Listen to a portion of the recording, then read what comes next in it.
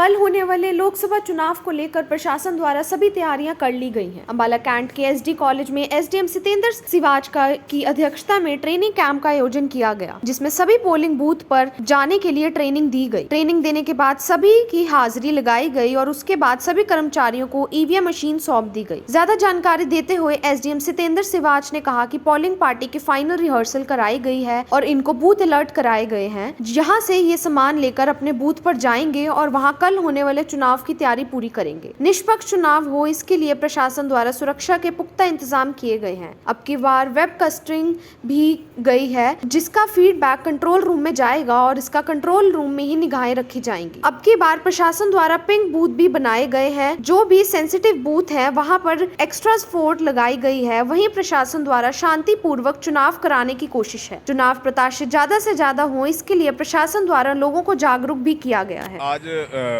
Polling parties को final rehearsal इनकी करवाई गई है और पोलिंग पार्टीज़ को इनको बूथ अलॉट किए गए हैं। ये अपना यहाँ से सामान लेने के बाद बसों के माध्यम से अपने अपने बूथ पे पहुँचेंगे, वहाँ बूथ एस्टेब्लिश करेंगे और कल जो चुनाव है उसकी पूरी तैयारियाँ ये आज करेंगे अपने बूथ पे।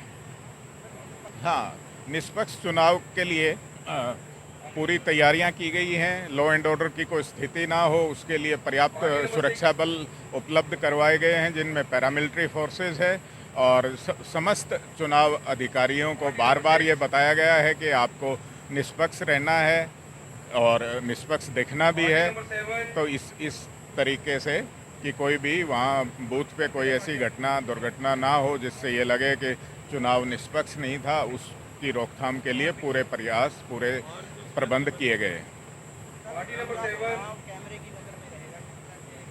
हाँ, इस बार 100% बूथों पर वेबकास्टिंग होगी, जिसका फीड कंट्रोल रूम में जाएगा, तो कंट्रोल रूम से भी निगाहें रखी जाएंगी।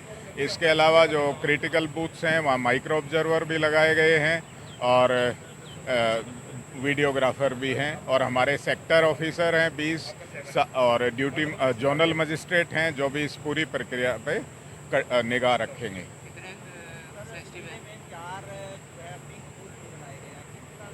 हाँ, इसमें हमारे यहाँ इस हलके में एक पिंक बूथ बनाया गया है और एक यूथ बूथ बनाया गया है।